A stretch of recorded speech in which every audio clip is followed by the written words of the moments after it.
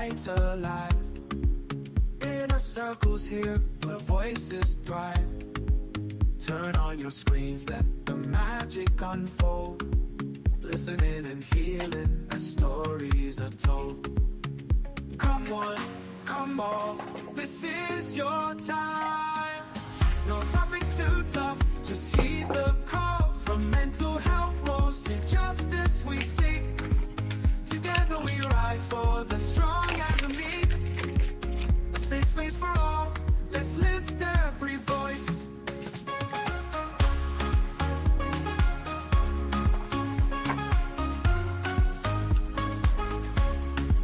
In a circle podcast where hearts unite. Sharing our truths, bringing hope to the light. Community strong, we're never alone. Together as one, we've created a home. With laughter and love, we break down the walls. No topics too tough, just heed the calls. From mental health woes to justice we seek. Together we rise for the strong and the meek. A safe space for all, let's lift every voice. So join the conversation, let's set the tone. In a circle podcast where love is well known.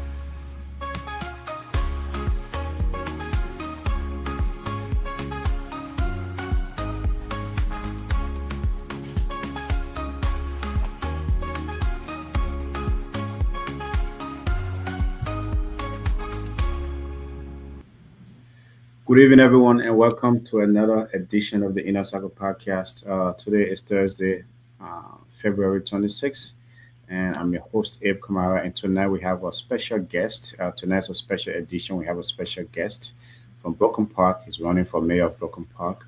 And thanks so much for joining us, folks. Hope you can join the conversation tonight. Before we get to our guest, if you have a question, you can put a comment in the chat.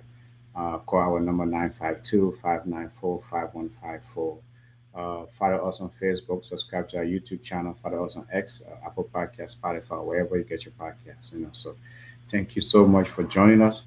With that, I will let Boyd Morson introduce himself to our audience. Sir, thank you so much for joining us on the Inner Circle Podcast. It's a pleasure having you here tonight. Can you please tell our audience a little bit about you, and then we can get into things? First, blessing, thank you for the invitation. I greatly appreciate this invitation that we've been trying to get together for a minute now, and now we got a chance to finally make this a living reality for your listeners. Sure. And I'm sure your listeners, majority are probably aware of who I am, but I am Boyd Morson, former most senior council member on the city of Brooklyn Park.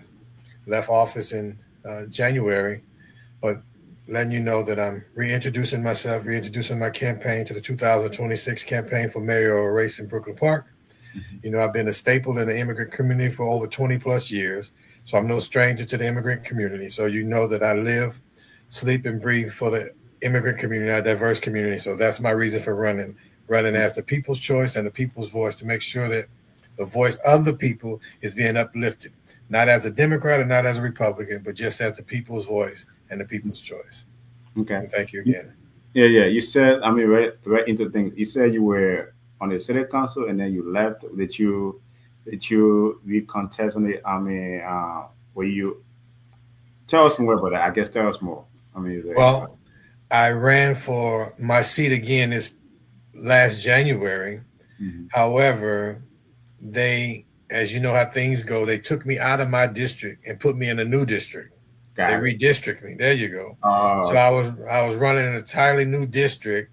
Mm-hmm. Had I been in my same district, I probably would have never left office, because that's a strong district. But they not only did they move me in a new district, all of the people on council, the city staff, everybody came out to support this 20-year-old young lady against me, in opposition to me. So, more power to Amanda for winning, not criticizing her age by no means whatsoever, but just want the people to know how many people it took just to defeat me. That's what I'm trying to say. Okay. That's what's important. And trying to defeat me is trying to eliminate my voice that I truly represent the people in Brooklyn Park, and the people already know that. So, Okay, okay. Well, beyond politics, tell us who is Boyd Morson beyond politics. well, beyond Boyd Morson, I'm a proud grandpa who just had a new grandbaby 2 weeks ago. Okay, Been married for fantastic. 40 years to my wife that traveled with me as I'm a U.S. Navy Honorary Discharge Veteran of War, Honor Man Award recipient, disabled veteran. I many accolades from the community who voted for me to be the local legend award here in Brooklyn Park, a Father Foundation award, and many other awards. I'm a human rights practitioner. I'm a state mediator. I'm a husband again of 40 years, excuse me, not 40 yards, but 40 years. I'm a dad of three, and I also have a Liberian daughter, adopted Liberian daughter, who Mm, put her through college, and she graduated this past year. She mm, was nominated for Emerging Leaders in Africa Award by President Obama's foundation. She worked for former Vice President Jewel Howard Ware. She was elected to come to the U.S. for 4 months in a program that she was here for 4 months in the United States. They trained her, prepared her, paid her to come here to learn some things to take back to Liberia. And she just got married and just had a baby. So um, I'm just proud to know what God has done, the purpose for my life, to make sure that I'm here to be a beacon of light and a ray of hope to people. I was a okay. guest speaker over in Liberia at Harbell Multilateral High School 4 years Mm, ago, where I okay. met my daughter at. And a guest speaker once again had a great time over in Liberia and want to make a difference from what I seen through the lens of my eyes. I just wasn't pleased or satisfied with the underdevelopment of Liberia. So we got some work to do. Got it, got it, got it. I know you have been on the city council before, but now you are trying to contest for mayor. What life experiences beyond just serving on the city council prepare you to become? I mean, prepare you to be Broken Park. Well, I'm the most visible face, the most careful listener, and I need to pause just briefly because my battery is running low on my laptop. I don't want to lose you guys, so I need to plug it up. Sure, sure, Just give me sure, one sure, sure, minute. sure, sure. Okay, thank you. Yeah, yeah, yeah, yeah, yeah, yeah. Well, folks, tonight we have a candidate for the mayor of Broken Park. You know, Broken Park is the most uh, it's the capital city of Liberians, basically. It's the most diverse city, one of the most diverse city in the state of Minnesota. And tonight we have a candidate for mayor of Broken Park here on the Inner Circle podcast. As we always say, we're trying to, encourage civic engagement among Liberians, among our immigrant community. And so this election year, 2026 is the election year. So we are going to take the opportunity to bring candidates on here next week as a part of candidates, that viewing There we candidates go. for local elections here. Yeah. Are you back? I'm back. Sorry about that. No, you're good. So as I was saying, right, what life experiences beyond just serving on the city council, like prepare you to leave Broken Park, right? I mean, becoming mayor of Broken Park obviously is a huge deal. It's one of the largest city in the state, most diverse city in the state. It has a lot of visibility. What life experiences prepare you to leave Broken Park at this time? Well, and not just this time. When I ran a city council, the same vision was with me. I'm a bold, brave, and courageous leader. Tried, tested, and proven. Hmm. People can know that I'm the most invited person in the community. Okay. Okay. Okay. Are you there? Well, folks, tonight we have Boyd To Morrison. be. Go ahead. Go ahead. All right.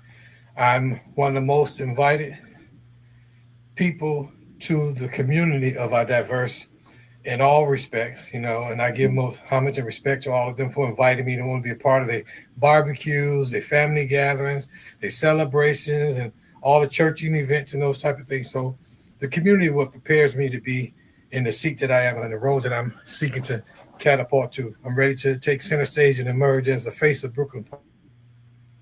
Okay. I know there's a we have a current mayor, Hollis Winston. Why do you think if Park the is without resident of changing dynamics. why do you think the resident of Broken Park should choose you over the current mayor? Please, one more time.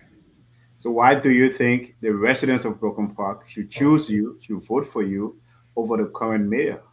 Well, the current mayor made his own story, man. He led his own trail, leave his own trail behind. I don't want to talk about what he does. What he does is not for our community. He does for what he does for himself. Okay. That's a big difference. Okay. I'm not here for myself. I don't have to do this, but I do this because I was purposed to do this. I'm do this because it's the people. I run as the people's choice and the people's voice. I don't run as a Democrat, nor do I run as a Republican. So I want people to know that I'm there sitting in their seat for them to represent the people. So I mean, I know you were on the city council before, but why mayor and why now? And what moment? Well, I mean, what moment that made you right? I want to, let's say, contest for mayor. it's just not right now. I ran for mayor in the past a couple of times. Okay. However, the people wasn't ready, and I guess it wasn't my time. As I say, it's in God's time and not in my time. And so, when God put me in that seat, as well as the people, then it'll be time for me to do what God purposed for me to do. So, Okay. Okay. Why do you? I mean, what do you believe Broken Park needs most from its next mayor? well, they need a mayor that's for the people, of the people, by the people, with the people, and about the people. So when you can answer all those, and you can step up and rise and take center stage and emerge and become that face of the people, then that is what Brooklyn Park needs. We need to galvanize our community, not divide our community, as been seen and witnessed these past 4 years, dividing the community. But it's about bringing our community together, making sure everybody have a voice and a space at the table that want to be at the table. What would you say? Like, I know the state of Minnesota has been through a lot. Immigrants in the state has been through a lot. What would you say to the immigrant residents of Broken Park? During these times where there's uh, uh, immigration enforcement, immigration crackdown. What would you say to the residents of Broken Park, especially the immigrant residents of Broken Park who are afraid, who have been targeted? What would you say to those folks? Well, this is what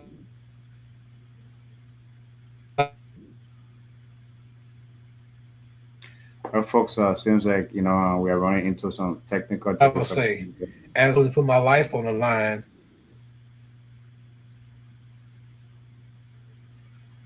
How technology is. We'll make sure that we get things straightened up here as we go. Are you there? It seems to be I am. breaking in and out. So go ahead.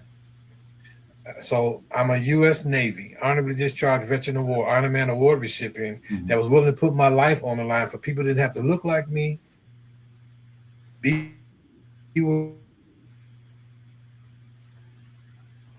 where I'm from. Results has been overwhelmingly positive for me and my efforts of wanting to represent people. I'm a human rights commissioner. I'm a human rights practitioner. I'm a state mediator. All those things involves people. It involves equal and fair justice. And those that don't know, I was in a march just 2 weeks ago protesting ICE out. So that's where people should know where I'm at.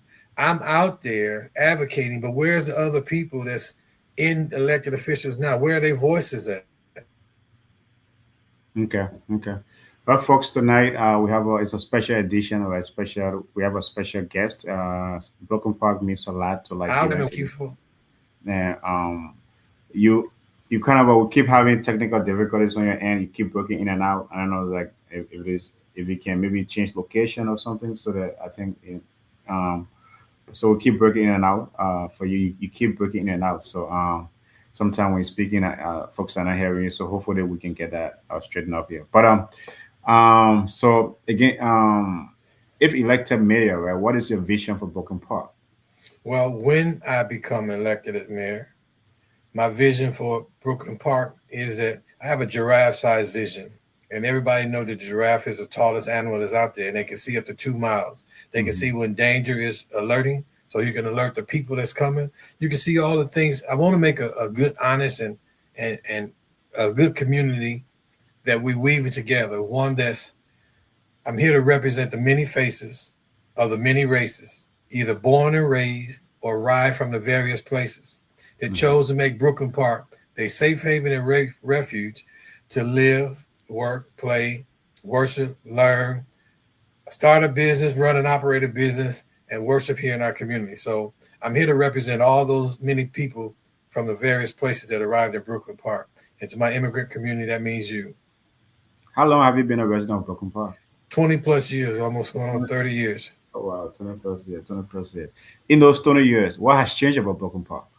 Well, what's changed is we became the largest demographically mixed community in the region in the past 35 years.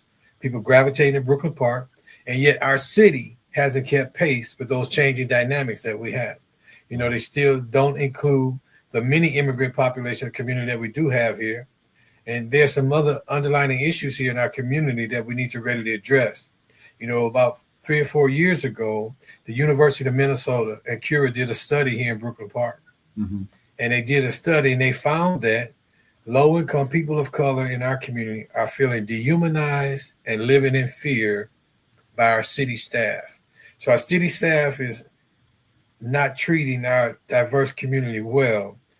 So this was a write-up by University of Minnesota, but nothing has been done or changed under this leadership that we have to readily address and confront those issues, which means a lot of people still don't want to come to City Hall to complain because they're being dehumanized, just like ICE is. So if we want ICE out for being dehumanizing and those things to people, why shouldn't we want the city staff that's doing the same thing out of our city? But just to just for like folks know though, right? The current mayor of Brooklyn Park, he's a person of color. So are you saying that he's not seeking the interest of the diverse community as much as diverse as Brooklyn Park is? Are you saying that the current mayor is not doing that? I must say this, and this is you can fact check if you want to do whatever you want to do. Mm-hmm. As council members and the mayor, they put us in a room in training, and from diversity to water to police to economics, whatever, we had the choice to go put up what's important and significant to us. Out of seven people, Mm-hmm. only 2 people put their name to say diversity was an important issue. Of all the council members right now, with the exception of 2 who just came on, I can't speak for them 2, but the other 5 that I served with, diversity was not even a concern for them. So and that includes the mayor. Mm-hmm. So I'm just letting you know, they may talk a good game, but when it comes down behind closed doors to say what's important to you, diversity was not an important issue. Immigrants was not an important issue to none of them, except me and Council Member Pa. 2 people out of 7. There was only 2 council members that thought diversity was a big issue. Okay. I know, again, right, obviously Brooklyn Park is a huge diverse community, right? Different. I think this tax or the data is I've been 1 in 5 residents of Brooklyn Park is foreign born, obviously, and again, right, so you cannot deny the diversity of Brooklyn Park. But if you become mayor, right, how do you intend to turn that diversity into economic strength, right? Because a lot of residents of Brooklyn Park, you have small businesses, immigrant-run businesses, issue of jobs, affordability. How do you plan to address those things? First of all, to invite them to be at the table. When you haven't been invited at the table for so long, and we got accustomed to that. That's why our diverse population don't want to be a part of it, because they never was included especially under this city manager that we have for the past 10 years. You got to pay attention, people. This is your tax dollars that's being spent or not being spent, allocated or not allocated to our needs. We have over 30,000 youth in Brooklyn Park, includes your kids, and they got nothing to do. Where do 30,000 kids go? What do they do? They have no after-school programming. They have no out-of-school programming. We don't even have a gym in Brooklyn Park for them to play basketball in Brooklyn Park. And for the past 2 years, I brought. You have the community center, though. The community center. You have the community center. Are you saying the kids of Brooklyn Park are not welcome there? I'm saying we don't have a gym. Okay. I'm saying to occupy the multi-purpose facilities for the multi-use for the many people. Where do our dancers go? The people that want to dance. Everybody don't play basketball and everybody don't play hockey. Where do those that want to play music go? Where does those that want to dream of being anything? And my niece, Maddie Morson, number 0 for Central Michigan University, number 20 in the country in scoring. Where does she go to play basketball at if she came to Brooklyn Park? Where do dreamers like Maddie go? My niece, Amaya Battle, number 3 for the University of Minnesota. Where does she go? Where would they go to learn to play basketball to fulfill their dreams? But we don't have nothing. And it's not been on agenda for conversation. But this is your tax dollars. So what are we doing? I got a team on the table right now. I've been there for 2 years that's ready to build this multi-purpose facility. And they don't want to do it because my name is associated with it. But what does that do to you and your kids and the kids that's out there? You know, they don't want to do it because they're affiliated with Boyd Morson. That's just really crazy. So let me push you a little bit though. Are you saying the city of Broken Park doesn't have the facilities or the resources to cater to its diverse residents? Is that what you're trying to say here? Well, remember, we get the tax dollars from the diverse population that we do have. Mm-hmm. What they do with the dollars is something totally different. And that's voted and allocated, voted on by council and the mayor. If they don't have money down south of 85th, that's because your council and the mayor don't vote to put money down there. That's the reason why. Or the city don't come up with ideas for those particular population of people. That's how that works. Okay. What does inclusive leadership look like in a city as diverse as Broken Park? Well, inclusive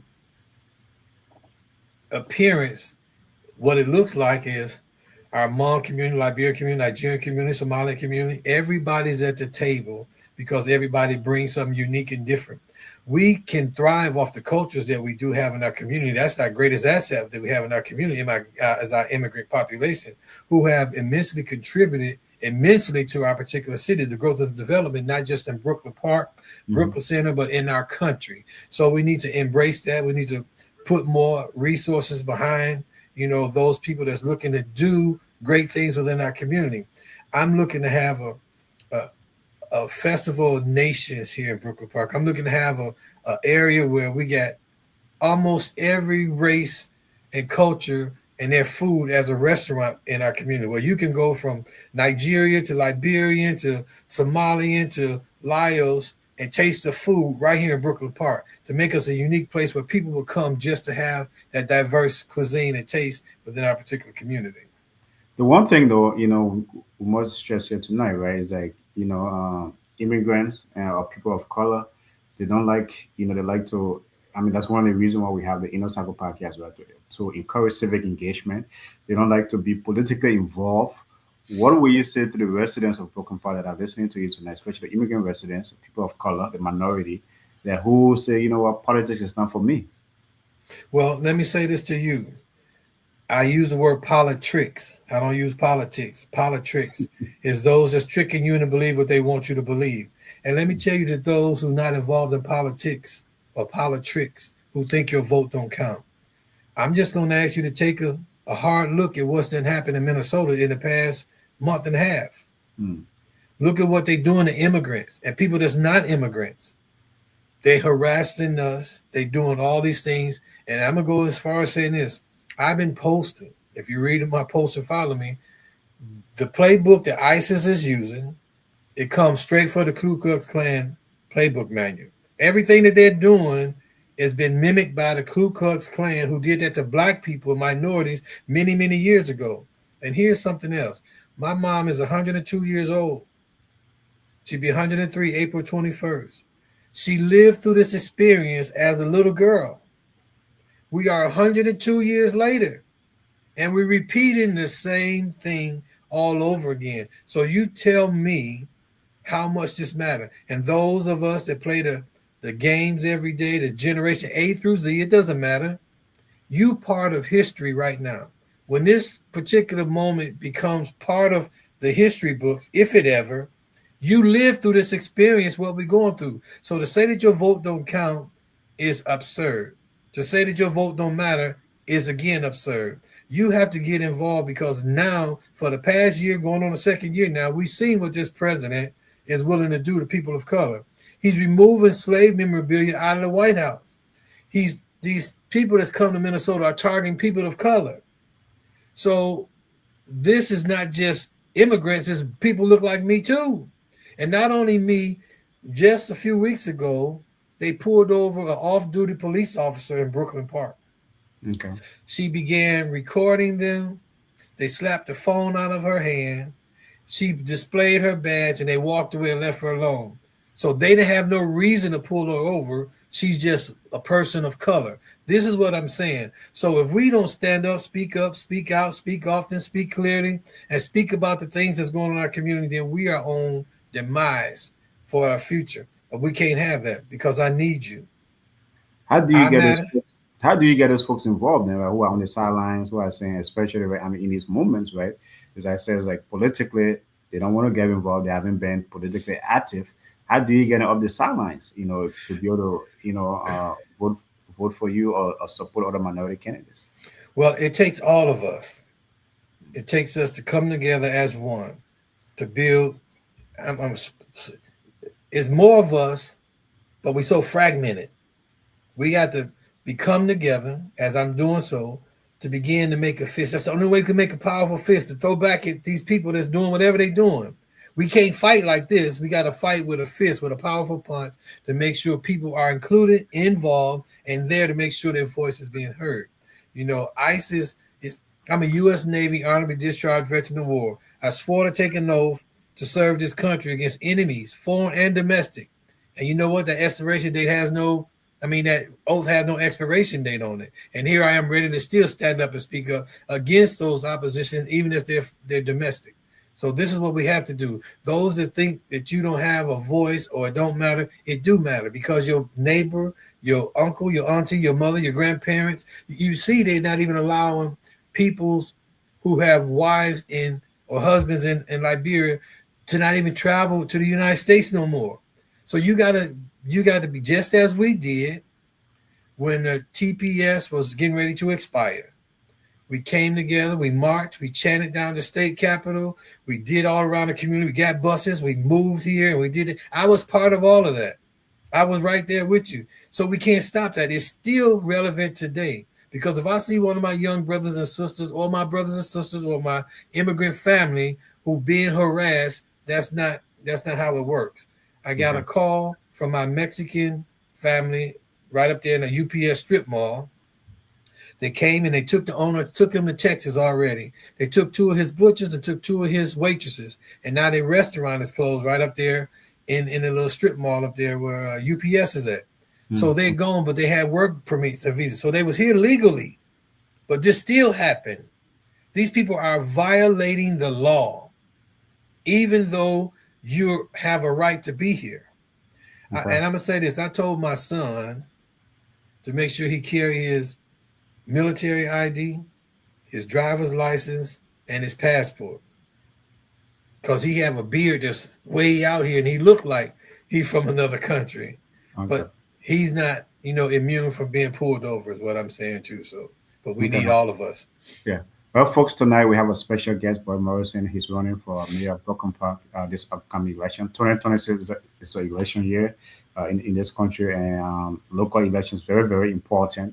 City Hall set local taxes and make so many other decisions. So tonight we have Boyd Morson, a candidate. As you know, Brooklyn Park is near and dear to a lot of Liberians, to a lot of immigrants, and that's why we are trying to make sure to have this kind of a conversation. So if you have a comment, you can put it in the chat or call our number 952-594-5154.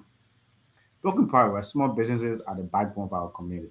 What specific policy will you champion to help entrepreneurs succeed in Brooklyn Park, especially immigrant entrepreneurs?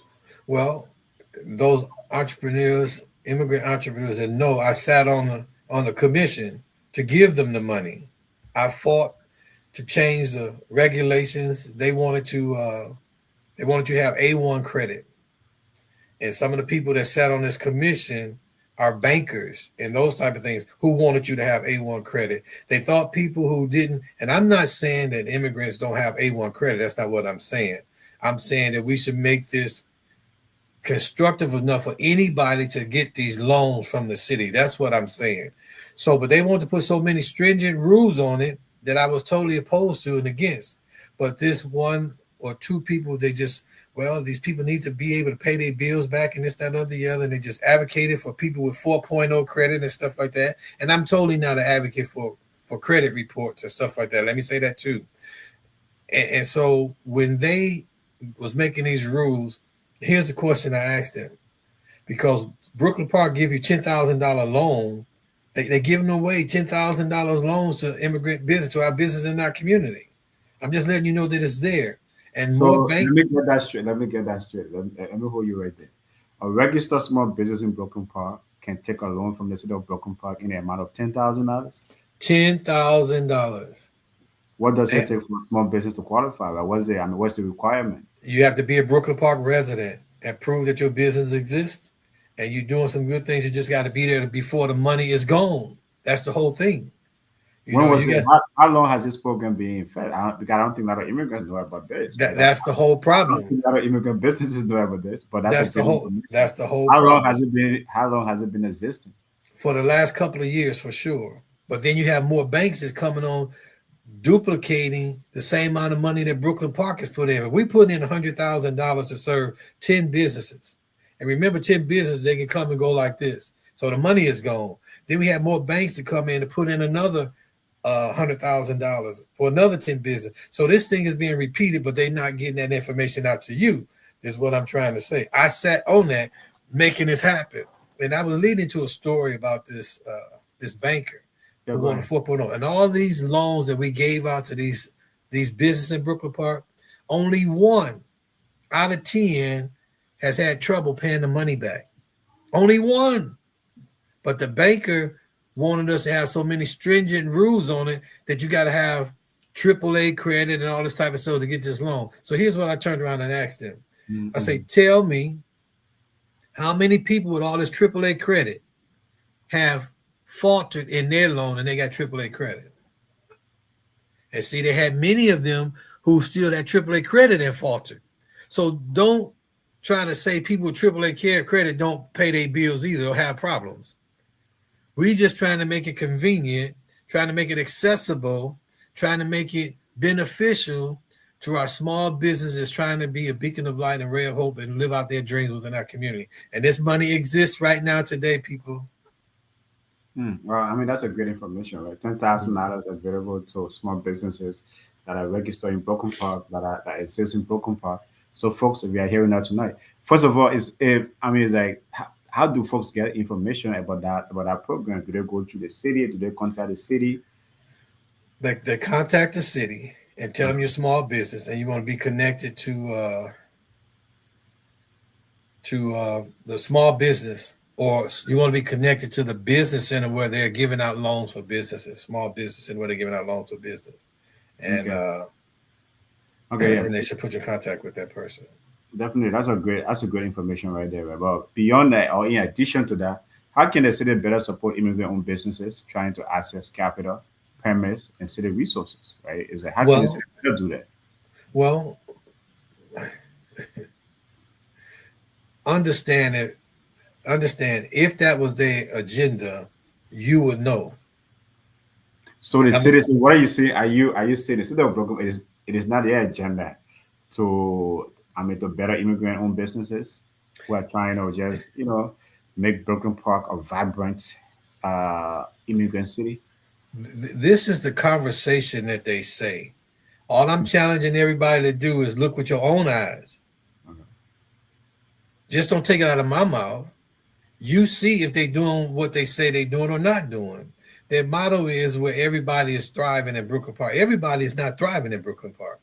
So that model need to be erased and thrown out the window because that's not the case. And then if you're not giving the information to the people that need it and deserve it, listen, But still right. let me push you on that though. Isn't it up to the resident of Brooklyn Park to find out, to hold their leaders accountable? To hold those in elected office, accountable if the resources or the things are not, or the information are not coming back to them. Isn't it up to the resident of Brooklyn Park to hold those, to hold leadership accountable? I'm gonna say yes, and then I'm also say it's up to the city to get that information out to the residents. And here's the key: how do you get that information out? If they publish the information in a Sun Post, how many immigrants read the Sun Post news as opposed to Michelet or Inside News or Spokesman Recorder? This is what I'm trying to say. They don't put the information in the media that we listen to or we read. They're putting in the Sun Post where don't nobody pick the paper up, or a different population that reads that information. So you're not you embedding that information in a different location, the media. Maybe what we need to do then, we need to bring more of Broken Path leaders here on the Inner Circle podcast, so the information can get out. Because like what you are providing here tonight, even about the $10,000 business loan, I mean, loan that is available to immigrant businesses in Broken Park. I don't live in Broken Park, but I have a lot of folks that live in Broken Park, and it's my first time hearing about it. And I don't think a lot of immigrant businesses know about that information. So I think maybe the rest of Broken Park need to do a better job. I mean, we need to bring some of those leaders on here, because that's what we are here for, Inner Circle Podcast, to get information out to our community. So I think maybe we need to bring more of your leaders on here to provide those information to the people. That's what it's all about, the people, providing that information out there for them to be able to live out their dreams. I don't care if it's either from the gym or small business owners, and families just need this information. That's what I'm trying to say. People still to this day right now reach out to me because they can't get things done at City Hall. So they'll come to me because they know I get things done at City Hall, because that don't matter to me. Those people work underneath me, and I'm going to hold people accountable. That's what it's about: accountability, transparency, and being responsible. And that's what we need in our leadership. And let me say this to everybody that's out there. Your local elected officials now, where have you seen them or heard them, even in this ICE situation? They want your vote when it's time for you to vote for them, but they're not even out there to protect you or to lift up their voice in an emergency situation for the people right now. So what does that say to you? I'm just trying to tell you to be real, and be real with yourself, not just because Boyd is saying it. I'm saying it to look with your own eyes. God blessed us with eyes to see, ears to hear. When we don't utilize any of those things, that's our fault. You don't see them out there speaking about anything. Even when the officer got harassed, nobody said nothing but the chief of police. But where's the elected officials, the mayor? Where was his conversation? How do we protect our immigrants? We have a large immigrant population. Where is the mayor pro tem, or anybody on council that came out and spoke out and speaking up about this particular issue? Where are you protesting? Where are you marching at? So you don't really care as far as I'm concerned, because if you got a wife, a son, a daughter, a mother, and you care, you're going to show them that you care. You don't just say you care. You show you care by doing something.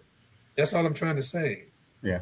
Well, folks, tonight we have a special guest on the Inner Circle Podcast. It's Boyd Morson. He's running for mayor of Broken Park. Broken Park is near and dear to Inner Circle Podcast, because a lot of immigrants, community families live in Broken Park.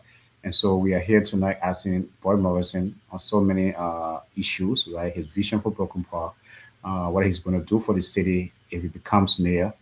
You can contribute to the conversation tonight. If you have a question, put a comment in the chat, or call our number 952-594-5154. You are onto something though about the basketball gym that you talk about. Why do you think Broken Park needs a basketball gym? Why do we need it? Yeah. Is that the question? Well, we have over 30,000 youth. A gym is a facility that's maintained for after school and out of time school programming for youth, to get them off the streets, involved in some positive instruction. With no avenue to go, where do our youth go? They wander the streets. And when they wander the streets, people call and say, listen, we got a gang of kids walking down the streets. And the police come out, they write them up, they get tickets for loitering and all these type of things. And that's going negatively on a report. They develop an unfortunate track record for some of our kids who don't have no place to go. The same thing, I had a conversation about the apartments down there near the Dairy Queen. Mm-hmm.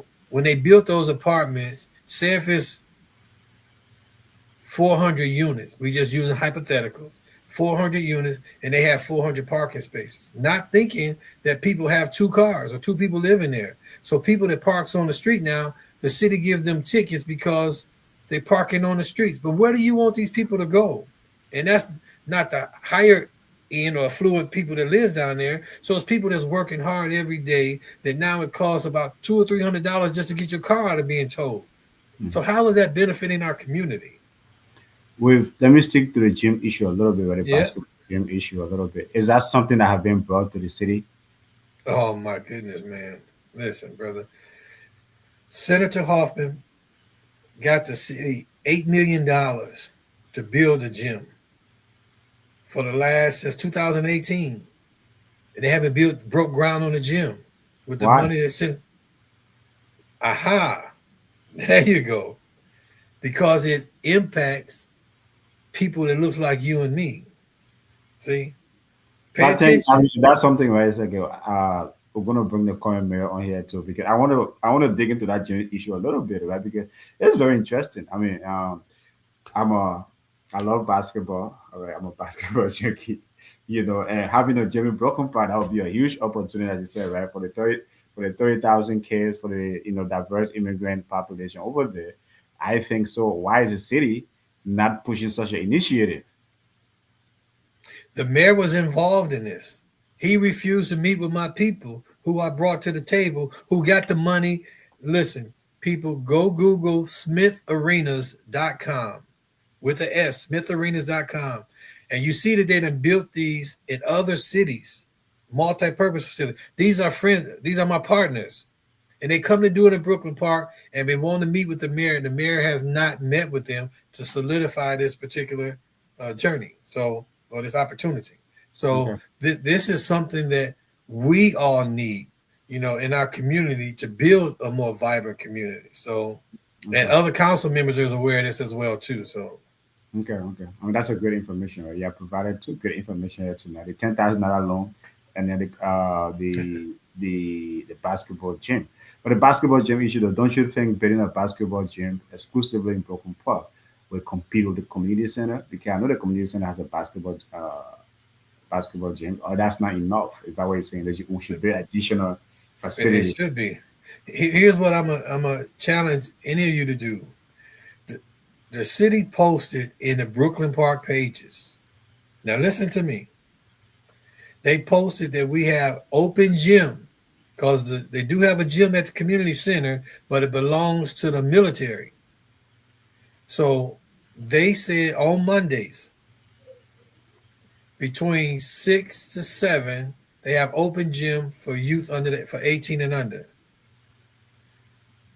On Mondays from 7 to 8, they got open gym for adults.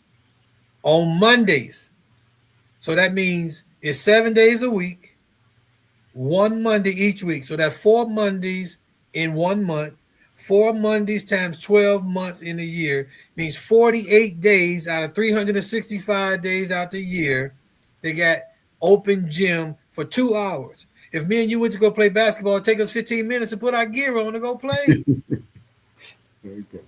So soon as we get our gear on, it's time to quit, is what I'm trying to say. I feel and believe that's an insult to our community when you publish something like that.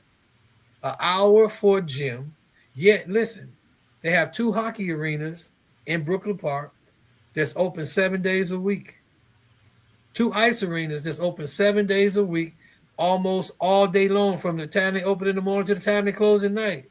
But they only give us 48 days, 2 times 4 is 8, 8 times 12 is 96 hours out of the year that they have for open gym in Brooklyn Park. Good information. Good information. The other thing I want to is what industrial investment, right? Do you think? Do you want to attract the Broken Park? One more time, please. What industries or investment do you want to attract the Broken Park? Well, listen, Brooklyn Park is a thoroughway, meaning people just drive right through Brooklyn Park. They don't stop. Here's what I'm going to tell you. 10,000 people leave Brooklyn Park to go to Maple Grove, Chaplin, or someplace else and spend $10. $10 on lunch. And we know lunch is more than $10. So if 10,000 people go spend $10 in another city, that's $100,000 that they spent someplace not in Brooklyn Park. So multiply $100,000 times 7 days out the week. We talking $700,000 that Brooklyn Park is missing out on just on lunchtime. Just on lunchtime. None of that money is coming back to Brooklyn Park. That money is being taken out of our community, spent somewhere in somebody else's community. So we need to make sure that we have vibrant sustainability retail in our community, restaurants within our community, those type of things that makes people want to come to Brooklyn Park. People just drive right through Brooklyn Park going someplace else. That's what we have to make sure that people stop and spend money. We don't have foot traffic in Brooklyn Park because there's no shopping. There's no movie theaters. There's no real eateries in Brooklyn Park. Those where your economic strengths come from. If we don't have those things, the people not talking about them in the past 10 years, that's under the city manager who we have right now and his staff that he put in place. People pay attention. You know, it's not about me liking somebody or disliking somebody. Your result speaks volumes to me. I don't have to open up my mouth to you. Your results show me. If we're not talking about it, the city manager though, is he or she appointed by the city council? he is. He's appointed 10 years ago. He needs to go. As mayor, that's the first person that's gone. Okay. So I'm saying that. He's the first person that's gone. And it's not because I don't like him. It's because I don't like what he's not doing for our community, which he was hired to do. We didn't pay him over $1 million and some dollars to be there. What are some of the things you think he's not doing that he should be doing? Well, number one, remember I told you the University of Minnesota and Cura did a study under his watch that the city staff is making people of color feel dehumanized and living in fear. And they have not addressed that. So he have not addressed the issues that are plaguing our minority community from being inclusive is those people who are in City Hall that shouldn't be there. And let me give you a breakdown. People pay attention. City Hall is just a building. That's all it is. But it was a building erected to help and serve the people. So the building do not become operational until you do what? Hire people. So when you hire those city staff to operate City Hall, if there's a problem in the city, it ain't the building that's causing the problem. It's the people who you hire that's not doing and or doing what they're supposed to do for our taxpaying people in our community. Yeah. Realize that. It's just that simple. Okay. The other thing I want to address, right? I know when it comes to crime in the metro or in Minnesota, sometimes Broken Park make the news quite a bit. If you become mayor of Broken Park, how do you intend to address the issue of crime? Well, first of all, we got to make public safety is primary to me. And if you know and follow me, I was the one that advocated for the chief of police that we have now. And the chief of police, Mark Bruley, is one that I think is what we need in our community right now, because he's a people's person. He's a community-driven person, and we need leaders at the top that's community people so his team can follow his lead. Number two, I started a program called a Green Light Project, which I got from Detroit. Been trying to push it in our city for the last 4 years, and nobody want to follow through it. Detroit have that truly decreased crime immensely. They got what they call a Green Light Project, and you can look it up. These local businesses have cameras outside of their businesses, and it's just a beacon of green light that's flashing on all these businesses to let people know that you're being recorded when you come to this city, and you're being recorded when you come by these places, and it's also going right to the police cameras in their car, their onboard computers, so they can see in real time what's actually going on. And we need those things to let people know that's coming in Brooklyn Park, that live here in Brooklyn Park. Your safety matters. Also, 65th area up there in Broadway, the gas station and those places up there, we need better lighting up in those areas. We need better lighting so people can see brightness, those gas stations and stores, so you can see where you're walking late at night during those particular areas to make people feel safe. So those things are important. We need to make sure that we engage in our youth, engage in our community, and letting them know that our police are there to help them to do community policing, not to just arrest them. We have to make sure we reprogram people's mindset, So those things are real important. With regards to the youth, though, how do you intend to carry out youth engagement? Youth engagement look like this. The police having tug of war with the youth out there. The police out there having sack races with the youth out there.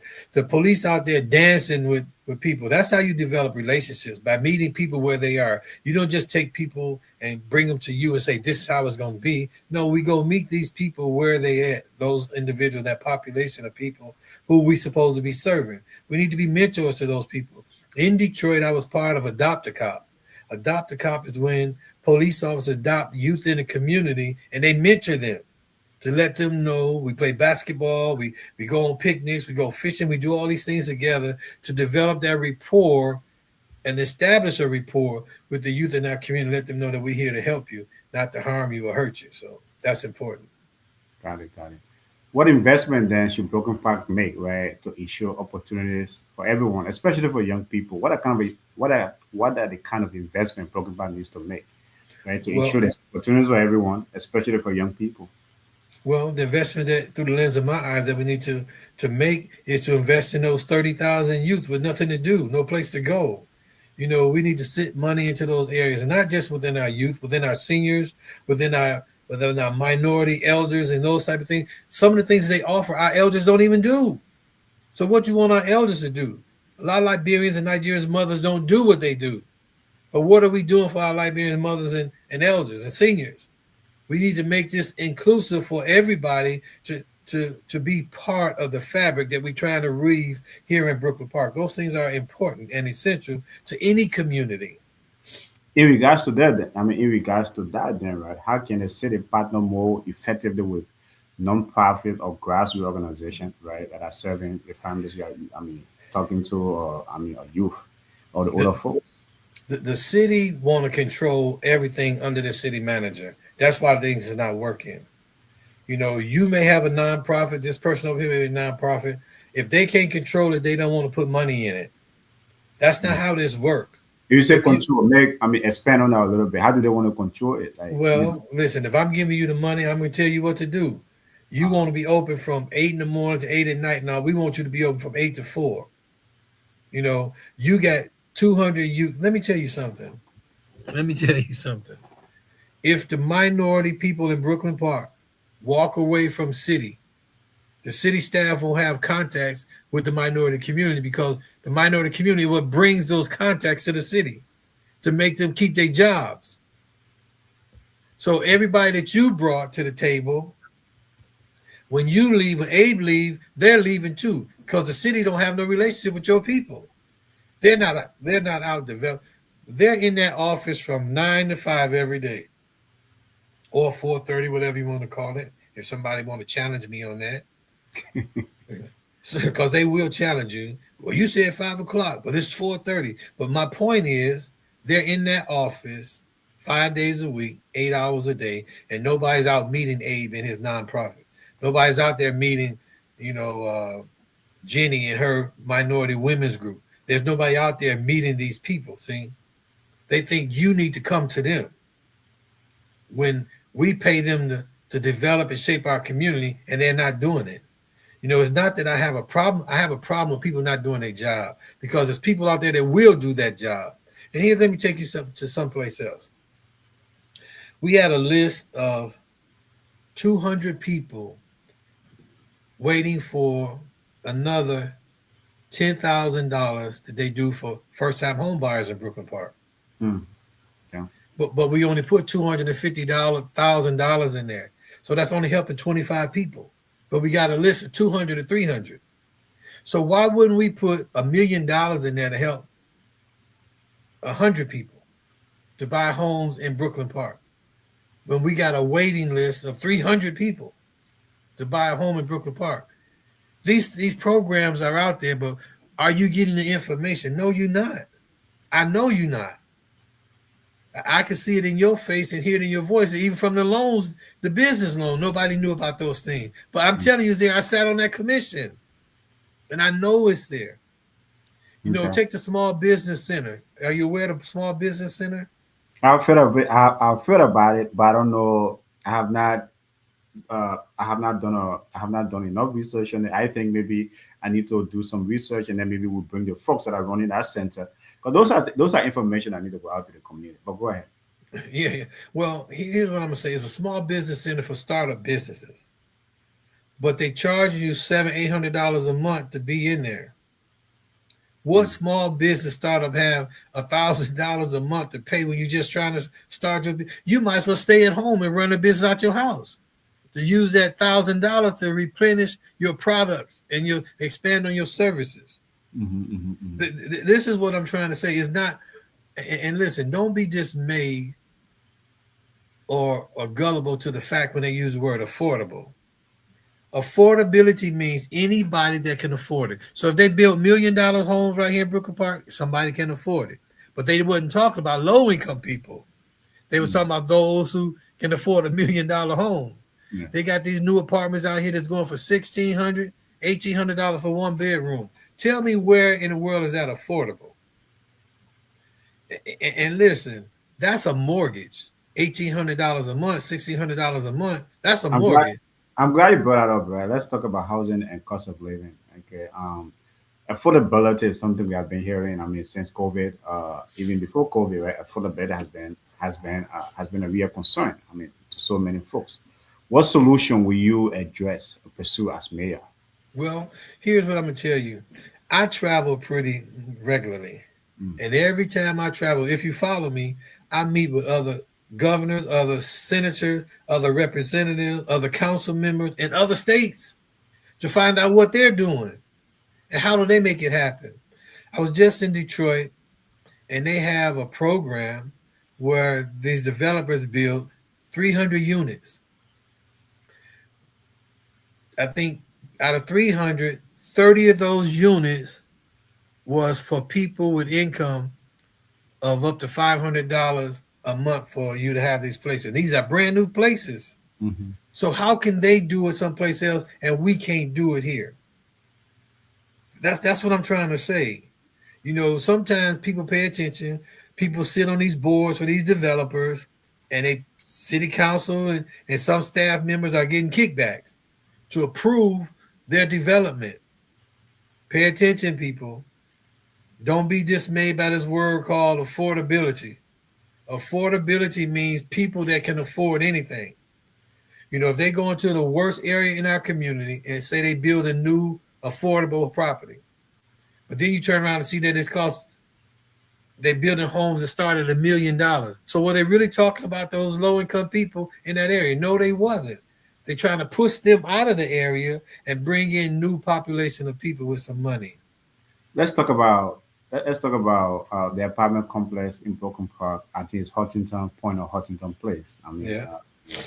What's going on with that property? They keep changing hands, you know, from one owner to another. Because they just ain't getting it right, brother. Listen, How can they get it right? Well, I have a team that's ready to come into Huntington to turn them 1-bedroom apartments into 2-bedroom apartments. I have a team called Mercantile, Global Mercantile. Google them if you want to. They did this in other states. These are a team of people, resources that I'm bringing to the city to help us rid ourselves of that particular problem. They got the money to do it. They're ready to do it. They're ready to come in and help Huntington and turn Huntington into a better place that's not a downfall or eyesore within our community. So I believe if you're a mayor of any city, you should have some resources that could benefit and help your city. Okay. I just feel and believe that. Okay. What message do you have for immigrant families who are listening to you tonight, right? Who don't know how to engage the city, but want to engage the city? What message do you have for them, or how can they start to engage the city of Brooklyn Park? Well, let me say this. Start by getting involved. You got to volunteer your time to be part of the solution, not the menu on the table. See, when you volunteer your time to get the information, one thing we lack is information. So I'm telling you to get there to get the information so you be in the know. And in being in the know, then you know what's forthcoming and what to look forward to, what to expect, and lend your perspective at the table so people can hear. You know, I say that to people when I used to be over the Head Start program in Detroit.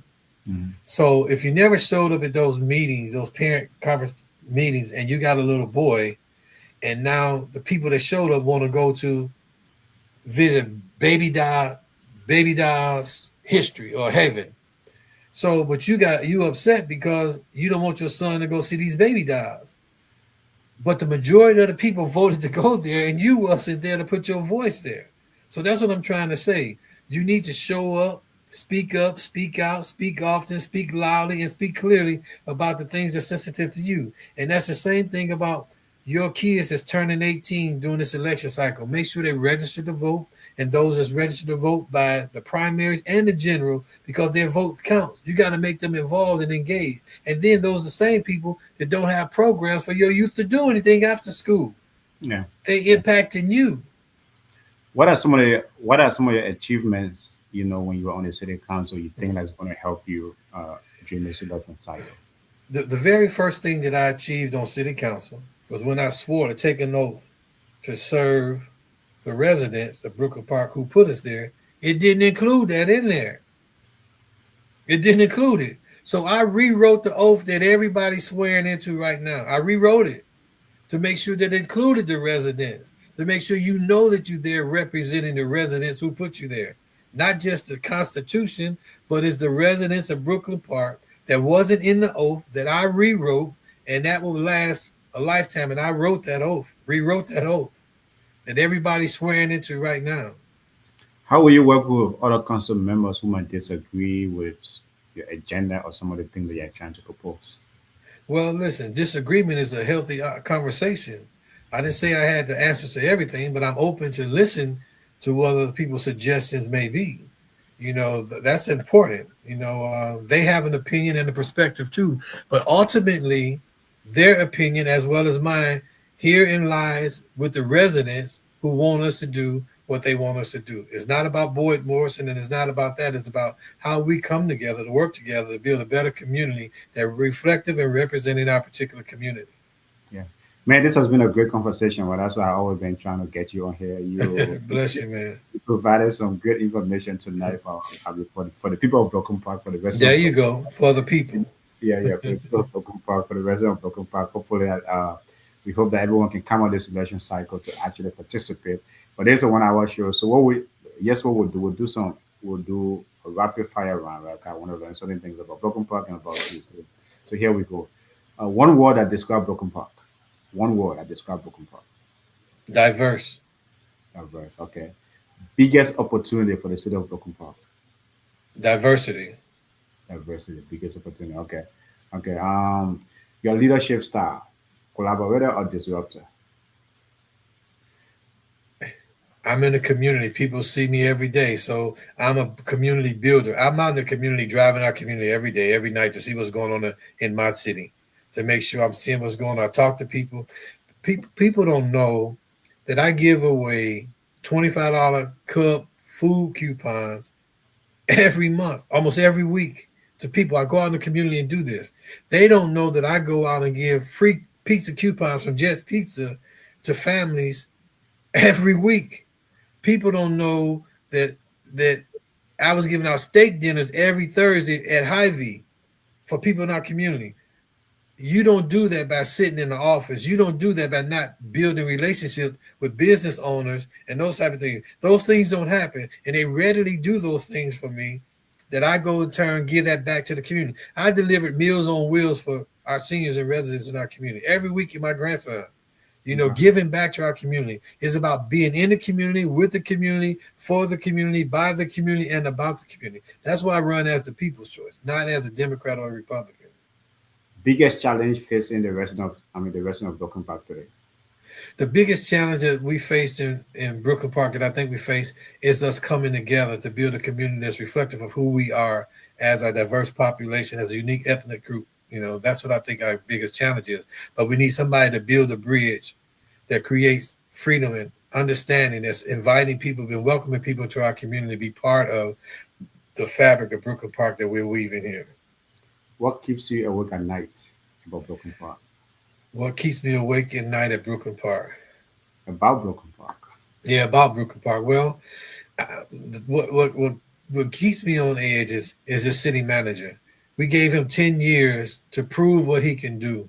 And we done paid him over millions of dollars to do what he should be doing for our city. And yet, not just because Boyd is saying it, take a look around yourself. We could be far greater than where we are right now. Why is it still minority businesses just coming to me complaining about what they're doing? What's going on? They don't go to no other council member. They don't even go to the mayor. They reach out to me because they know I get things done, and I don't have a problem putting people out there because you should be doing it. That's what they job. That's what we pay them to do. You know, I don't think we got our money's worth out of this city manager who we'd have paid again over millions of dollars to be running our city. And yet we don't have a gym. Our diverse community, we got over 30,000 youth in our community with nothing to do. You know, our business community is failing and not aware of what's going on in our community. We got a report from the University of Minnesota and Cura that says people are feel dehumanized and living in fear because of city staff. That's all under his watch. Okay. Okay. What's the one thing you love about Brooklyn Park? I love our diversity, our uniqueness. Okay. Okay. That is our most stronghold that we have in any community, not just Brooklyn Park, is our diversity, the strength. And we have so much uniqueness that we need to make sure that we selling that we promoting that we embracing that we including that we involve in that we welcoming and embracing our diversity to make sure we putting it at the table. Okay. Well, I mean, that was a rapid round right there. I mean, great answers to that, right? But as we wrap this up, it's a 1 hour conversation, right? Few things here. Why should the resident of Brooklyn Park trust you to lead them as mayor? Bold, brave, and courageous. Tried, tested, and proven. You saw me. You seen me. You seen my work. You see me out in the community. There's nobody else in that community other than Boyd Morson that's showing you that I care. I'm not just telling you that I'm care. I'm there. I'm there when those things happen within our community. I'm there. I'm the person that's called when the 2 kids get killed on the streets of Brooklyn Park. Their parents called me to the home. I'm the person that's there when all these other things has happened. I'm there because I care, you know, because I matter, you matter, and we all matter. If elected, what would success look like in your first year? Success in my first year is getting rid of this city manager, beginning to open the door and creating a new vision for our particular city. Because we can't use that no more, man. We can't. We can't do another 10 years or 4 years of this person running our city. That just cannot happen. My last question for you, and I'll give you the opportunity to close here. What legacy do you hope to leave for the next generation of Brooklyn Park residents? Well, the first thing I done, like I said, I rewrote the oath. That oath will remain for however long. It's been standing before Boyd Morson got there in 2020 for years and years and decades. So something so small, people may think it's nothing, but it is because it never included you. It never included the residents. So everybody took an oath before Boyd Morson. They didn't have an obligation to the residents. But now when Boyd Morson changed that, your now commitment and oath is taken is to our residents who put us there. I don't understand how you could not have them there and they the one that elected you. Yeah. So I'm just trying to tell you what I'm about. I'm about the people. And my efforts and actions has demonstrated that I'm there. You know, I serve this country to represent, again, people that don't have to look like me, be where I'm from, speak my same language, or share my same perspective. As the mayor of Brooklyn Park, I'm ready to emerge and take center stage to represent the many faces of the many races, either born and raised or arrived from the various places that chose to make Brooklyn Park their safe haven or refuge to live, to work, to educate, to raise a family, to start a business, and be a part of Brooklyn Park fabric that we're trying to read for years and years to come, for generations and generations to come, a sustainable community. Man, this has been a great conversation. That's why I love this platform here, Cycle, bringing folks like you here, providing some great information to the community, to our immigrant community. Thanks so much for accepting our invitation. We'll definitely extend invitation out to other candidates. Hope we'll bring the mayor has been on here, but we'll bring the mayor back, certain issues that we want to raise with him. But it's been a great night. It's been a great conversation. Thank you so much for accepting our invitation. But as we wrap up, what's the message, the last word you want to leave our audience tonight, especially, right, for the resident of Brooklyn Park? Well, because this is a show and we're on a time limit, I don't want to say to anybody this is my last word. I want you to know that my words are still echoing and become a beacon of lights and ray of hope for people out there in the community. However, I want to make people aware of, for the past 2 years, Boyd Morson brought this tournament called the Gus Macker Tournament to Brooklyn Park for the last 2 years. If you're unaware of it, it happens every August. And this August is coming up. And it's a 3-on-3 basketball tournament. Google the word, it's called Gus Macker. This is what Boyd Morson brought over 6,000 people here for a weekend to play basketball. People come from all over the place. 6,000, not one incident. And everything is a family, fun-filled weekend. Look forward to it. Called Gus Macker. Google it. GUSMACKER.com, or Twin Cities Gus Mackers is what it's called. This is what I brought to this city for the past 2 years, and we had generated a good buzz for our particular city. And it's an opportunity for people to visit our city in a positive way. So it's not my last word, but it's this last word or last conversation that we have on the show. Until next time. But at the same time, I appreciate you, Abe, and it's extending the invitation to me that we've been working so long to get right.